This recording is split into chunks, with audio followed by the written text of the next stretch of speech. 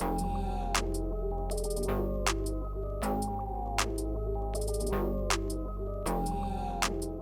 back to Kevin Toll Reads. What's good? What's cracking? We're here talking book reviews, and we're talking The Sword of Kaigen. I'm looking forward to this one. If you haven't already checked out the live stream I did with Rowdy at Rowdy Player One's channel, you should definitely check that out as well. We did a buddy read of this book and did a live stream in the last week, and so I wanted to get my own kind of individual review and thoughts out. You know, you definitely can get a lot of deeper discussion in that live stream as well, so definitely check that out if you get time. And so let's dive right in and talk about Sword of Kaigen by M.L. Wang, published in 2019. This is a fantasy standalone. Yeah, we're going to talk about that. So let's dive right into the summary of this book. And so it's set in the peninsula area of Kusangi, and it is in the world of Duna. And the Sword of Kaigen follows the Matsuda family. They're one of several different family patriarch lines in this area, and they're all descendants of elite warriors who have the ability to control water and ice. They use this Jia, this spirit, that they have the ability to do this.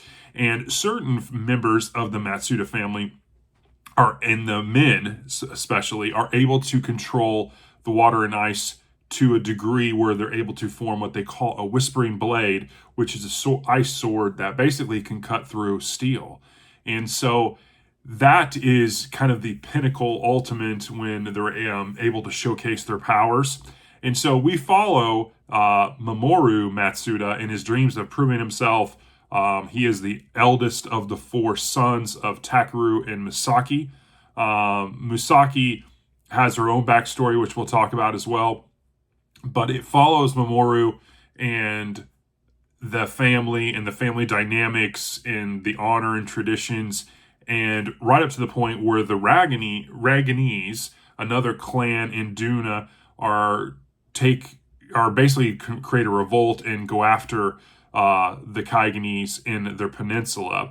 And the Sword of Kaigen gets its name not from being a physical sword, but mainly being the Sword of Kaigen is the people and the people's power.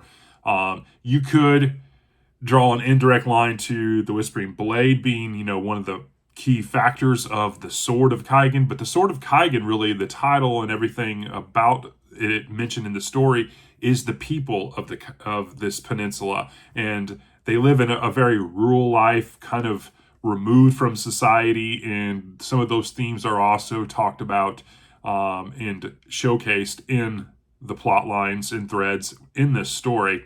And so let's talk about what I enjoyed about this. So obviously there's several characters I really connected with and really enjoyed their story arcs.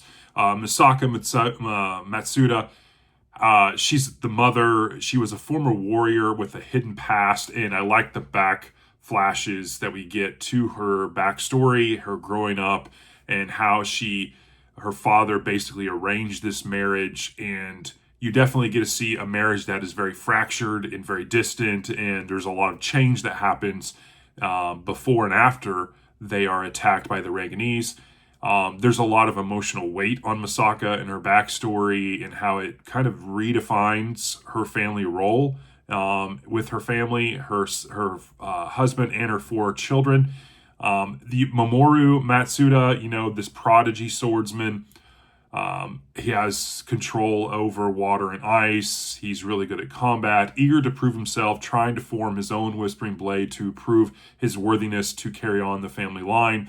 Takeru Matsuda, the Mamoru's father, Misaka's husband, and the weight of being a traditional warrior, a very stoic and cold person. You definitely have Quang.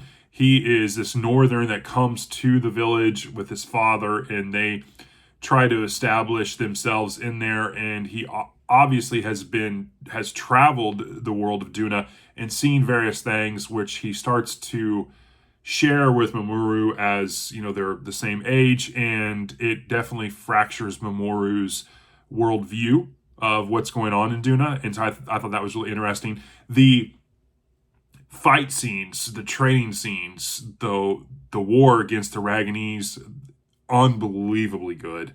It's written very well. There's a lot of brutal, heartbreaking events that happen with characters. There's a lot of really cool things. There's the Whispering Blade. There's an ice dragon. It's really epic fantasy war, and I really enjoyed it. In terms of excerpts, there's not one specific excerpt. I could quote quite a few actually, but the one thing that I really enjoyed was Misaka's reflection on her past. She has this knowledge. She was a fighter in and of herself, a great swordsman, and she has her own abilities. And she gives up this life to become the wife of a great family.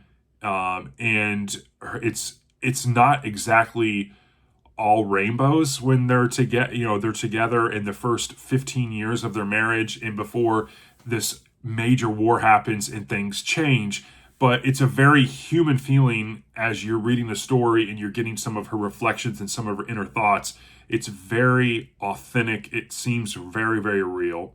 In terms of criticism, I have two things. The structure's a little weird because, and it's hard to say this is a criticism but basically you get this great backstory and backflashes. You get this huge epic battle, and it's fantastic, and you are engaged. And then you have like 200 pages left, and you're expecting, okay, there's going to be another huge conflict that's going to happen with this thing. And it's really the aftermath of the war. And although that seems like a letdown, it's really well done.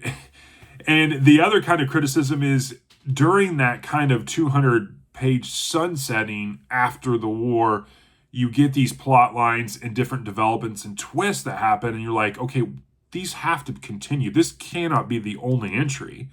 And so definitely I'm hoping with all that is my being that M.L. Wang will do a sequel to this, or at least expand on some of the storylines, because there's a lot of good ones that could really create further stories in this world and these characters. In terms of rating it overall, I gave it a 4.8. I think it's fantastic. I think anyone who is a fantasy lover would really, really adore this novel. I think the writing is great. I think, it's one of those Theonite, they call it a Theonite story, and I think it's fantastic. I think everyone should read it. There's a lot of great characters. You connect with them. It's very authentic. The writing, as a matter of fact, I felt like at no point did I feel like the pace slowed down. I think it was just continually moving through different plot lines and plot threads and story arcs, and I thought it was really well done. And that is my review of The Sword of Kaigen by M.L. Wang. I gave it a 4.8 out of 5. Definitely one of the best standalone fantasy books I've read in quite some time. I'm glad I read it. It was one of those books that have been on my radar for a long time. I enjoyed my buddy read with Rowdy at Rowdy Player One, and I hope you all get a chance to read this sometime soon, especially if you like fantasy. And that is my review, and I hope you have a great rest of your day, and I will talk to you all in the next one. Thanks.